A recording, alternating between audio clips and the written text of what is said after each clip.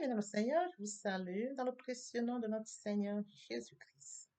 C'est la bienvenue sur cette chaîne, l'unique véritable Dieu, où je partage la parole vivante, la parole efficace, la parole créative, celle qui était au commencement. Au commencement était la parole.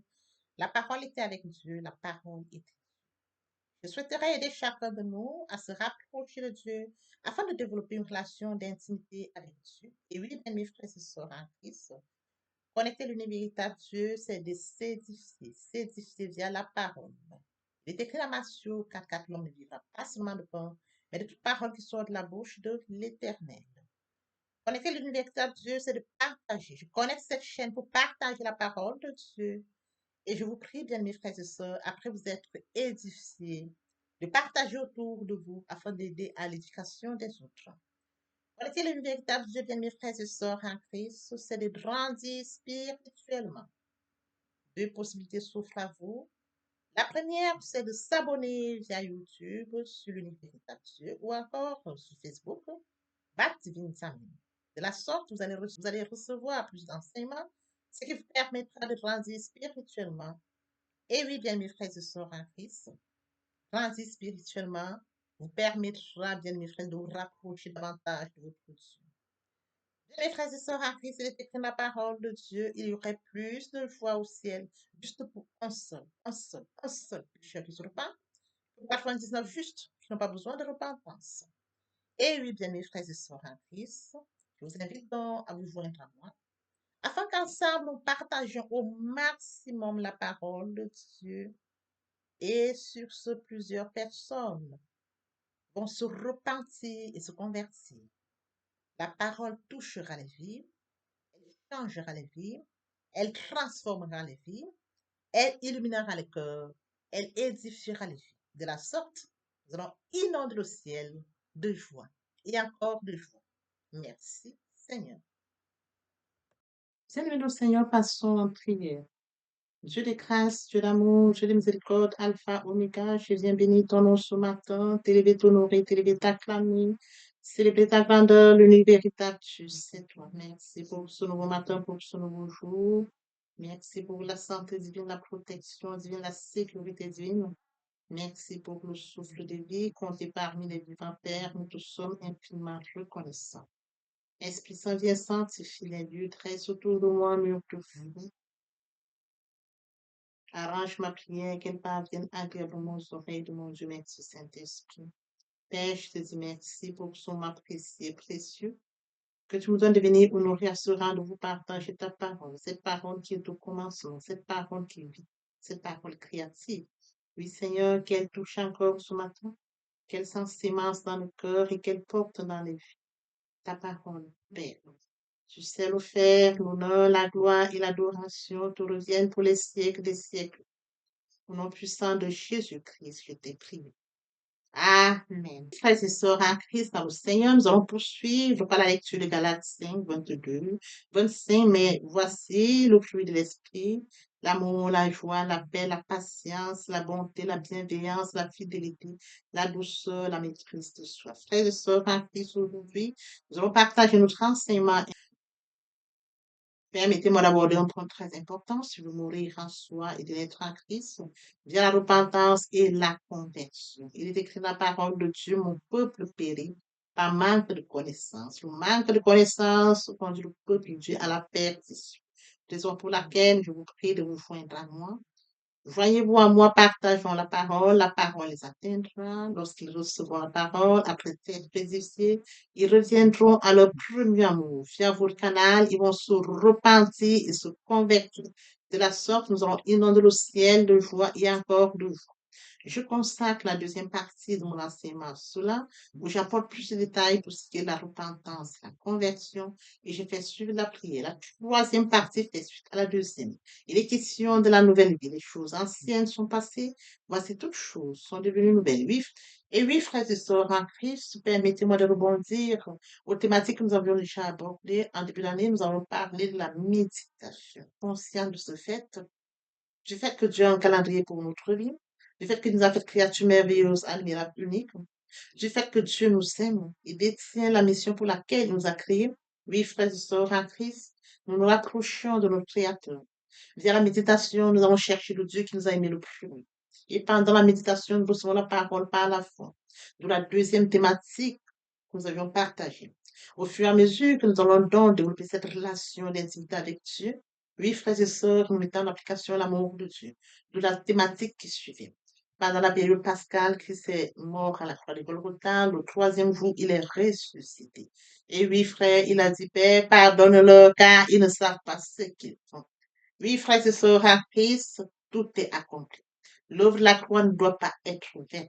Oui, frères et sœurs, en Christ, d'où notre enseignement, où nous avons partagé la puissance de la résurrection, nous avons suivi par le nom de Jésus. Frères et sœurs, en Christ, nous allons chercher ce Dieu. Nous allons le chercher dans l'humilité. Nous nous rapprochons de Dieu dans l'humilité. Nous avons partagé cet enseignement intitulé l'humilité. Frères et sœurs, en Christ, nous allons chercher Dieu dans l'humilité. Nous savons que nous allons chercher un Dieu 3 fois saint. Il nous appelle à la sanctification. Comme mentionné dans 1 Pierre 1,16, vous serez saints car je suis saint. Oui, frères et sœurs, en Christ. 1 Pierre 1,16, vous serez saints car je suis saint. Conscient de ce fait, oui, frères et sœurs, en Christ, de cette thématique, la sanctification. Comment vivre dans la sanctification? La sanctification s'opère par le Saint-Esprit. Oui, frères et sœurs en Christ, il est écrit dans Romains 15, 16, d'être ministre de Jésus-Christ parmi les païens, m'acquittant du divin service de l'évangile de Dieu, afin que les païens lui soient une offrande agréable, étant sanctifiés par le Saint-Esprit. Voyez-vous, le Saint-Esprit sanctifie. Nous pouvons bien évidemment lire dans 1 Corinthiens 6, 11, et c'est là ce que vous étiez quelques-uns de vous. Mais vous aviez été lavés, mais vous aviez été sanctifiés, mais vous avez été justifiés au nom du Seigneur Jésus-Christ par l'Esprit de notre Dieu. Nous étions de leur nom. Nous étions comme eux, loin du Père, loin de la source, loin de notre premier amour. Mais par la grâce de Dieu, nous avions été lavés, nous avions été sanctifiés, nous avions été justifiés au nom du Seigneur Jésus-Christ et par l'Esprit de notre Dieu. Frères et sœurs en Christ, notre sanctification n'est pas encore achevée. Nous devons continuer à nous purifier de toute souillure de la chair et de l'esprit jusqu'à l'avènement de Jésus-Christ. Frères et sœurs en Christ dans le Seigneur, revenons à notre enseignement de ce matin, le Saint-Esprit, le point qui tient notre attention ce matin, c'est fruits. Alors, frères et sœurs en Christ, il est très important de mentionner qu'il en existe 9 fruits du Saint-Esprit. Nous allons les aborder les unes après les autres. Et frères et sœurs en Christ, comme premier fruit du Saint-Esprit que nous allons aborder ce matin, l'amour de Dieu. Dieu nous a tant aimé qu'il a donné son Fils unique afin que quiconque croise en lui ne périsse point, mais qu'il ait la vie éternelle. Dieu nous a aimé le premier, frères et sœurs en Christ. Nous devons manifester l'amour de Dieu. Oui, frères et sœurs en Christ, c'est un amour gracieux. C'est un amour inconditionnel, sans condition. Oui, un amour généreux. Oui, frères et sœurs en Christ, c'est un renoncement à l'égoïsme. Quand on parle de l'amour, nous renonçons à l'égoïsme. Cet amour recherche, frères et sœurs en Christ, ce qui est le meilleur pour vous. Oui, frères et sœurs en Christ, l'amour n'est pas un don, c'est un fruit. Sur la liste, nous savons que l'amour est le premier de cette liste. Dieu est amour et son amour réside en nous. L'amour est un commandement qui a été donné par Jésus. Ainsi, aime Dieu et ton prochain comme toi-même. Oui, frères et sœurs en Christ, le premier commandement est le plus grand. Tu aimeras l'Éternel, ton Dieu, de tout ton cœur, de toute ton âme et de toute ta pensée. C'est le premier et le plus grand commandement. Et voici le second qui lui est semblable. Tu aimeras ton prochain comme toi-même. Oui, frères et sœurs en Christ, l'amour est pas. L'amour est sans contrainte. Oui, frères et sœurs en Christ, 1 Jean 4, 8, celui qui n'aime pas ne connaît pas Dieu, car Dieu est amour. Nous savons que Dieu est amour. Il nous a fait à son image et à son ressemblance. Avant que nous soyons conçus par notre mère, Dieu nous a aimés. Il a préparé pour nous un calendrier. Oui, frères et sœurs en Christ, une mission pour laquelle, oui, frères et sœurs, nous devons nous rapprocher de lui. Dieu est amour et il nous donne cet amour. Frères et sœurs en Christ, dans Romains 12, 10, et de l'affection les uns pour les autres, comme les frères qui s'aiment. Mettez du zèle à vous respecter les uns. Le respect est très important dans ce sens. Lorsque nous poursuivons dans la même lancée, frères et sœurs, le deuxième fruit, la joie. Une joie immense, une joie grande. Oui, frères et sœurs, la joie est une profonde. Oui, frères et sœurs, c'est la joie plus profonde que la gaieté, le serment du bonheur. Oui, frères et sœurs, la joie donnée par Dieu ne dépend pas des circonstances extérieures de notre vie. Elle s'ancre dans la certitude d'être aimé de Dieu, quoi qu'il arrive. Je réjouissez-vous dans le Seigneur. Le Seigneur nous demande de nous réjouir. La joie immense, la joie sincère, nous manifestons la joie. Oui, frères et sœurs, lorsque nous dégageons la joie, cette joie peut impacter notre entourage. À partir du moment où nous avons cette joie immense, ceux qui sont autour, frères et sœurs en Christ, peuvent nous regarder. Ceux qui sont autour de nous, frères et sœurs en Christ, peuvent être touchés par la joie qui nous anime, par la joie qui est toujours constamment en nous. Oui, frères et sœurs en Christ, la joie et la paix. La paix nous vient de Dieu. La paix sincère, la paix du cœur. Lorsque nous avons la paix, oui, frères et sœurs en Christ, ce sont les fruits du Saint-Esprit, la paix. Je ne vous laisserai pas seul, je vous donnerai la paix de Dieu. Quand nous avons la paix, nous pouvons écouter le Saint-Esprit, nous pouvons écouter notre Dieu. Oui, frères et sœurs en Christ, la joie et la paix sont les caractéristiques du royaume de Dieu et sont produites dans nos cœurs par le Saint-Esprit. Il existe une joie et une paix produites par les circonstances de la vie, quand celles-ci sont favorables. Mais quand le Saint-Esprit produit en nous la joie du Seigneur, elle devient notre force. Et sa paix qui surpasse toute intelligence garde notre pensée en Christ. Oui, frères et sœurs en Christ, lorsque nous développons ces trois fruits, l'amour, la joie, la paix, cela produit en nous une stabilité émotionnelle et nous permet d'améliorer notre caractère. Frères et sœurs en Christ, il devient alors beaucoup plus facile de cultiver et de manifester les autres fruits. Oui, frères et sœurs en Christ, il est écrit dans Thessaloniciens 4:4. Soyez toujours joyeux d'appartenir au Seigneur. Je vous le répète, soyez toujours joyeux. Une joie immense, une joie qui nous inonde.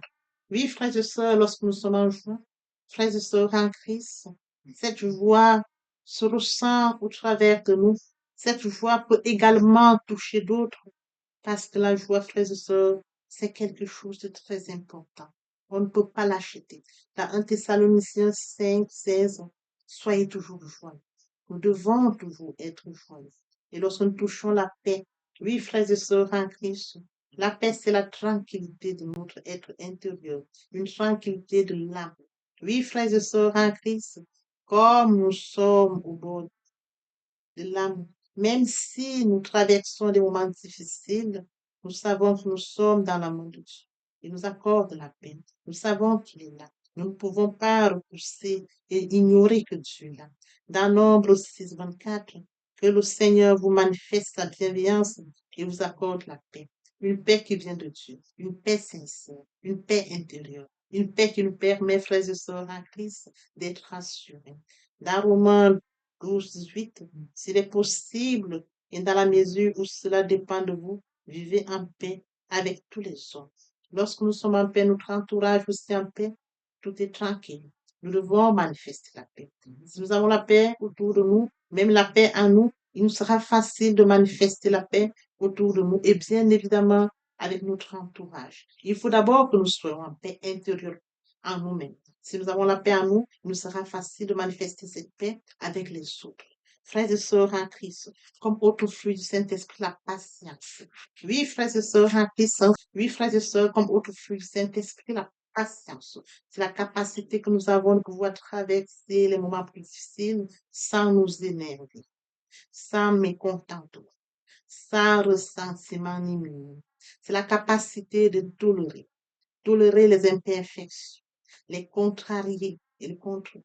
Et aussi la capacité d'attendre, parfois très longtemps, ce que l'on désire. Frères et sœurs, comme mentionné dans Romains 8:25, mais si nous espérons ce que nous ne voyons pas, nous l'attendons avec patience. Nous devons être patients. Nous servons un Dieu. Il maîtrise le calendrier de notre vie. Nous devons attendre que Dieu puisse, frères et sœurs en Christ, nous révéler les choses cachées.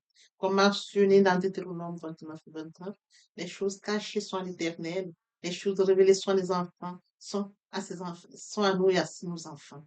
Oui, frères et sœurs, la patience joue un rôle dans Jacques 1,19. Réjouissez-vous bien, si, mes chers frères, chacun doit être prompt à écouter, mais là à parler, là à se mettre en colère. Nous devons être là à nous mettre en colère.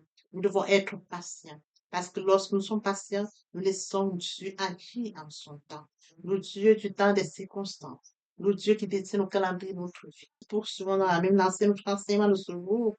Le Saint-Esprit, ses fruits. Comme autre fruit, la bonté. La bonté, c'est la capacité de voir dans la pensée. Oui, frères et sœurs, la bonté. La bonté, c'est la capacité de voir à la manière de Dieu, c'est-à-dire avec amour. C'est d'être compatissant. Oui, frères et sœurs, elle rime avec la générosité. La bonté n'est pas un signe de faiblesse, mais au contraire un signe de force. Nous croyons en la force de l'amour qui peut transformer les vies. Il est écrit dans Éphésiens 4, 32. Soyez bons et pleins d'affection les uns pour les autres. Pardonnez-vous réciproquement comme Dieu vous a pardonné par Christ. Nous devons manifester la bonté les uns les autres. Oui, frères et sœurs en Christ. Il est bien évidemment écrit dans 1 Pierre 2,9. Ne rendez pas le mal pour le mal, pour l'insulte, au contraire. Répondez par des bénédictions, car c'est une bénédiction que Dieu a promis de vous accorder, car il vous a appelé. Frères et sœurs, nous devons manifester la bonté. Qu'importe les situations, qu'importe les injures, notre bonté doit être, frères et sœurs en Christ, doit primer sur les insultes, sur les injures. Notre bonté, frères et sœurs en Christ, nous devons la manifester autour de nous. Nous ne devons pas, frères et sœurs en Christ, répondre aux insultes, répondre, frères et sœurs en Christ, au mal. Au contraire, nous devons répondre par la bénédiction. Nous devons bénir, frères et sœurs. C'est la bénédiction de Dieu, c'est la bénédiction que Dieu a promis de nous accorder car il nous a appelés. Nous poursuivons dans une lancée comme autre fruit la bienveillance. Oui, frères et sœurs, c'est nous vouloir faire aucun mal à personne. La bienveillance, on veille au bien de l'autre. La bienveillance veut dire vouloir le bien de l'autre. Elle rime avec l'indulgence, la non-condamnation et l'empathie. Oui, frères et sœurs en Christ, elle rime avec la capacité à pardonner généreusement. Frères et sœurs, comme mentionné dans Somme 23,6, oui, tous les jours de ma vie, ta bonté, ta générosité me suivront pas à pas. Seigneur, je reviendrai dans ta maison aussi longtemps que je vivrai. Il est bien évidemment écrit dans Somme 27,13, mais j'en suis sûre, je verrai la bonté du Seigneur sur cette terre où nous sommes, où nous vivons. Nous verrons la bonté du Dieu trois fois saint. La bonté du roi de gloire de l'alpha, l'oméga, comme mentionné dans son 27,13. Nous verrons sa bonté aussi longtemps que nous vivons sur terre. J'en suis sûr, je verrai la bonté du Seigneur sur cette terre où nous vivons. Comme autre fruit du Saint-Esprit, frères et sœurs en Christ, la fidélité. Nous servons un Dieu fidèle. Dieu n'est pas un homme pour mentir, ni le fils de l'homme pour se repentir. Ce qu'il dit, ne le fera-t-il pas? Ce qu'il a déclaré, n'exécutera-t-il pas? Nous servons un Dieu qui nous a fait à son image, à sa ressemblance. Conscients du fait qu'il est fidèle, nous devons être fidèles. Dieu est fidèle à son alliance avec les hommes. Nous aussi, nous grandissons dans la confiance et dans la fidélité à Dieu et aux autres. Cela passe notamment par le respect de la parole donnée, passe par des engagements pris. On peut compter sur nous. Il est écrit dans Luc 16, dit, celui qui est fidèle dans les petites choses est aussi fidèle dans les grandes choses. Celui qui est malhonnête dans les petites choses l'est aussi dans les grandes. Oui, frères et sœurs en Christ, si nous sommes fidèles dans les petites choses, il nous sera facile d'être fidèles dans les grandes. Dieu vous accompagnera, frères et sœurs en Christ, à cela. 2 Corinthiens 5, 7, car nous cheminons par la foi, non par la vue. La foi en Dieu. Nous acceptons Jésus comme Seigneur et Sauveur. Frères et sœurs, comme autre fruit du Saint-Esprit, la douceur. Il est question de comprendre que les personnes douces sont calmes, donnent une impression reposante. Les personnes douces sont facilement abordables. Oui, frères et sœurs en Christ, on sent auprès d'elles que l'on est acquis. Mettez-vous à mon école car je suis doux et humble de cœur. Il est écrit dans Ephésiens 2, 4. Soyez toujours humbles, doux et patients. Supportez-vous les uns les autres avec amour. Nous devons nous supporter les uns les autres, comme mentionné dans la parole de Dieu. Nous ne sommes pas pareils, nous sommes différents les uns les autres, mais nous pouvons nous supporter, supporter mon prochain, comprendre mon prochain, l'écouter, comprendre, frères et sœurs en Christ, mon prochain, même s'il est différent de nous. Qu'importe ce qu'il présente, frères et sœurs en Christ, je le supporte. C'est une créature de Dieu. Couvrez-vous donc humblement sous la main puissante de Dieu afin qu'il vous élève au moment qu'il a fixé. C'est Dieu qui nous élève. Ce n'est pas l'homme qui élève l'homme, c'est Dieu qui élève l'homme. Oui, frères et sœurs en Christ, dans Matthieu 11, 29, il dit aussi, dans les béatitudes, heureux les doux. Les doux auront une place. Frères et sœurs en Christ, comme dernier fruit du Saint-Esprit, la maîtrise de soi. Il est très important que nous sachions nous maîtriser quelles sont les situations auxquelles nous faisons face. La maîtrise de soi, frères et sœurs, est une vertu intérieure qui se développe. Dans Proverbe 25, 28, une personne qui ne domine pas sa colère est comme une ville ouverte sans mur de défense. Nous pouvons nous dé- Il est très important que nous puissions nous maîtriser, qu'importe les situations. Nous puissions être au-dessus de la situation. Que la situation ne nous domine pas, mais nous puissions dominer cette situation.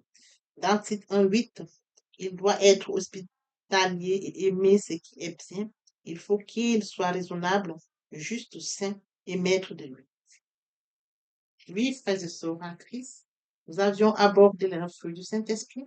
Les fruits du Saint-Esprit, lorsque l'Esprit Saint vient habiter en nous, nous les recevons par la grâce de Dieu. Nous recevons les fruits du Saint-Esprit, nous savons vivre avec ces fruits. C'est très important, frères et sœurs en Christ. Si Dieu nous accorde ces fruits, c'est de savoir vivre avec ces fruits. Les fruits du Saint-Esprit nous permettront, frères et sœurs, de préparer maintenant ce Dieu qui peut nous donner des dons. Si nous avons les fruits du Saint-Esprit, c'est pas facile, frères et sœurs en Christ, de pouvoir manifester les dons qui sont en nous. Parce que si nous avons les fruits du Saint-Esprit, elles nous aideront dans la manifestation des dons que Dieu a en nous. Voyez-vous, Dieu met en nous des fruits en avance et par la suite des dons. Préparez-nous dons. C'est à nous de savoir maintenant, lorsque nous avons reçu les fruits du Saint-Esprit, rester connectés avec Dieu afin que Dieu puisse, afin de pouvoir vivre ces fruits, de pouvoir les mettre en pratique. Plus nous sommes connectés à Dieu, plus nous attachons à la parole, frères et sœurs, il nous sera facile de mettre en pratique ces fruits du Saint-Esprit. L'amour, la joie, la paix, la patience, la bonté, la fidélité, la maîtrise de soi. Papa, je t'aime. Papa, je t'aime. Oh, papa, je t'aime. Tu es mon papa. Papa, je t'aime. Papa, je t'aime. Oh, papa, je t'aime. Tu es. Voici, nous allons poursuivre les deuxième et troisième parties de notre enseignement. Partie riche importante pour conclure cette première pour notre édification. Sur ce, je vous prie pour la suite. Merci, Seigneur. Comment pouvons-nous devenir comme Christ? Premièrement, en étudiant les évangiles de Christ. Deuxièmement, l'évangile de Christ. Deuxièmement, en passant le temps dans la prière. Troisièmement, en étant rempli par le Saint-Esprit. Quatrièmement, en accomplissant son œuvre dans nos mondes. Papa, je t'aime. Papa, je t'aime. Oh, papa, je t'aime. Tu es mon papa. Papa, je t'aime. Papa, je t'aime. Oh, papa, je t'aime. Tu es. Frères et sœurs, voici nous allons poursuivre les deuxième et troisième parties de notre enseignement. Partie riche importante pour conclure cette première pour notre édification. Sur ce, je vous prie de tendre l'oreille pour la suite. Merci, Seigneur. Jésus-Christ comme Seigneur. Tout homme qui vient vers le Seigneur Jésus-Christ dit, je t'accepte comme Seigneur et Sauveur. Il se laisse guider par le Seigneur Jésus-Christ. Lorsque vous l'acceptez, bien mes frères et sœurs en Christ, votre vie n'est plus sous votre contrôle. C'est lui qui vous guide. Vous n'avez plus le contrôle de votre vie. Vous sentez comme le vent qui souffle. C'est écrit, le vent souffle où il veut. Tu entends le bruit. Quand le Saint-Esprit est en vous, Vous sentez, vous le ressentez que l'Esprit Saint est là, mais c'est lui qui vous conduit, c'est lui qui vous guide, c'est lui qui vous oriente. Bien, mes frères et sœurs en Christ, après lecture de Jean 3:8, une illustration nous montre comment quand un homme naît de nouveau, l'homme qui est né de nouveau se laisse conduire par le Saint-Esprit. C'est l'Esprit Saint qui le conduit. Il ressent la présence du Saint-Esprit. Il sait que le Saint-Esprit est présent en lui. Il n'a plus le contrôle, mais c'est le Saint-Esprit qui le guide. Comme mentionné ici, le vent souffle où il veut. Tu entends le bruit, mais tu ne sais d'où il vient, d'où il va. L'Esprit Saint s'installe. Il prend le contrôle, c'est écrit. Votre corps est le temple du Saint-Esprit. Et oui, bien mes frères et sœurs en Christ, c'est écrit. Votre corps est le temple du Saint-Esprit. L'Esprit Saint habite en vous. Il prend le total contrôle. Il vous guide. Il vous oriente. Il se manifeste en vous. Le Seigneur Jésus-Christ a dit, je ne vous laisserai pas seul. Je vous enverrai le consolateur, l'Esprit Saint. Quand il habite en vous, il a le total contrôle. Il se manifeste. Ce n'est plus vous qui prenez le contrôle, mais c'est le Saint-Esprit qui prend le contrôle. C'est lui qui vous guide. C'est lui qui vous oriente. Oui, bien, mes frères et sœurs, en Christ est assis à la droite du Père. Il intercède en notre faveur. Il ne nous a pas laissés seuls. Le Saint-Esprit qui est en nous prend la suite, prend la relève, nous conduit, nous guide, nous oriente, se manifeste au-dedans de nous. Et oui, bien, mes frères et sœurs en Christ, il en est ainsi de tout homme qui est né en esprit. Poursuivons avec notre enseignement de ce jour. Et oui, bien, mes frères et sœurs en Christ, il en est ainsi de tout homme qui est né en esprit. Poursuivons la lecture de Actes 26:8. Quoi nous semble-t-il incroyable que Dieu ressuscite les morts? Oui, bien, mes frères et sœurs en Christ, Dieu a ressuscité son Fils Jésus-Christ. Il est ressuscité le troisième jour. Oui, bien, mes frères et sœurs en Christ, nous sommes dans la gloire de Christ. Nous allons de gloire en gloire. Christ est mort sur le Golgotha et il est passé de la mort à la vie. Ce passage nous en bénéficions. Avec lui, nous sommes assis à la droite du Père. C'est écrit. Bien, mes frères et sœurs en Christ, nous devons être conscients que Dieu a tant aimé le monde qu'il a donné son Fils unique, afin que quiconque croit en lui ne périsse point, mais qu'il ait la vie éternelle. Oui, bien, mes frères et sœurs, lorsque nous acceptons Jésus comme Seigneur et Sauveur, lorsque nous passons par la repentance et la conversion, nous passons à une autre vie. Nous changeons le centre de gravité de notre vie. Nous tournons vers notre vie, vers le Seigneur Jésus-Christ. Nous laissons le contrôle de notre vie entre les mains du Seigneur Jésus-Christ. L'Esprit Saint prend le contrôle et se manifeste, tel que mentionné dans Jean 3:8. Le vent souffle où il veut. Et tu entends le bruit, mais tu ne sais d'où il vient, ni d'où il va. Il en est ainsi de tout homme qui est né de l'Esprit. L'herbe sèche, la fleur tombe. Il en est ainsi de tout homme qui est né de l'Esprit. L'herbe sèche, la fleur tombe, mais la parole de Dieu demeure éternelle. Papa, je t'aime. Papa, je t'aime. Oh. Papa, je t'aime. Tu es mon papa. Papa, je t'aime. Papa, je t'aime. Oh. Papa, je t'aime. Tu es mon bien-aimé et mon Dieu. Et mon Dieu. Et mon Dieu. Oui, bien, mes frères et sœurs en Christ, le moment est venu pour nous de poursuivre avec les deuxième et troisième parties de notre enseignement. Partie qui vient de compléter cette première pour notre édification. Se repentir, c'est regretter, c'est sans vouloir, c'est pleurer. La repentance est un changement d'attitude, se détourner de son mal pour se tourner vers Dieu. Venez, plaidons, dit le Seigneur, si vos péchés sont comme le cramoisi, Ils deviendront blancs comme la neige. S'ils sont comme la poupe, ils deviendront comme la mienne. Se convertir, c'est le fait de déplacer le centre de gravité de ma vie ancienne vers mon Dieu. Se convertir, c'est de croire en Jésus-Christ. En un mot, nous pouvons dire que la conversion accompagne la repentance. Lorsque les cœurs se convertissent, le voile est ôté. Or, le Seigneur, c'est l'Esprit. Là où est l'Esprit du Seigneur, là est la liberté. Pour toutes les personnes qui ne se sont pas encore engagées à suivre le Seigneur, pour ceux qui se sont engagés et qui auraient, pour ceux qui se sont engagés et qui auraient abandonné quelque raison que ce soit, le moment est venu pour nous, bien-aimés frères et sœurs en Christ, de passer en prière via cette chanson. Miséricorde insondable, Dieu peut-il tout pardonner?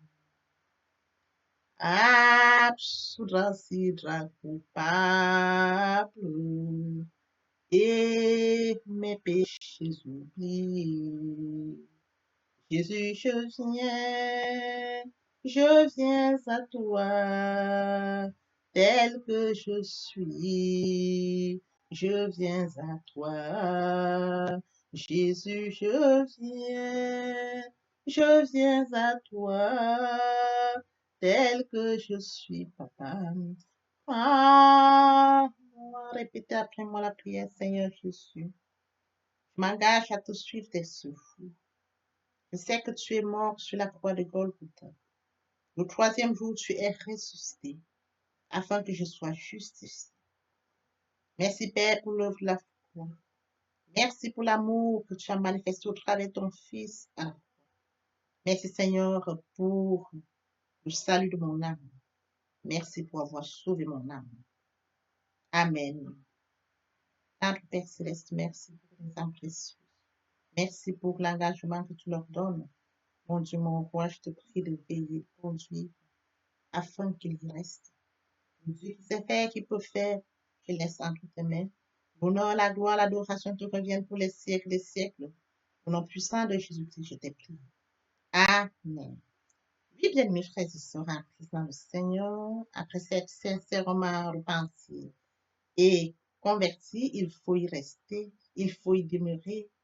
Comment le faire? Premièrement, invoquer le Saint-Esprit. L'Esprit Saint prendra contrôle durant la méditation.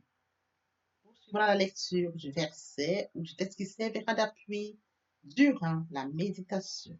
Matthieu 4, 4, l'homme ne vivra pas seulement de pain, mais de toute parole qui sort de la bouche de l'Éternel. Méditer la parole, c'est l'approfondir, c'est la mûrir, c'est aller en réflexion profonde. Ce livre de la loi ne s'éloigne point de toi, médite-le jour et nuit.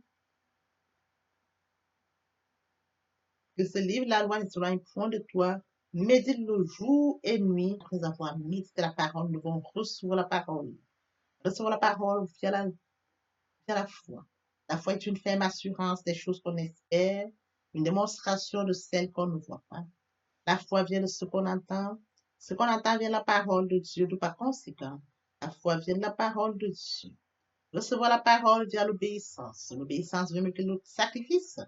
Et l'observation de sa parole vaut mieux que la rébellion. Après cela, bien aimé, il faut mettre en pratique la parole. On donne tout ce qu'on reçoit. Et oui, bien aimé, si nous observons toutes ces étapes, nous verrons que nous allons grandir spirituellement en gardant une relation d'intimité avec Dieu. Que l'Éternel Dieu vous bénisse ainsi que vos familles respectives. À très bientôt. Amen.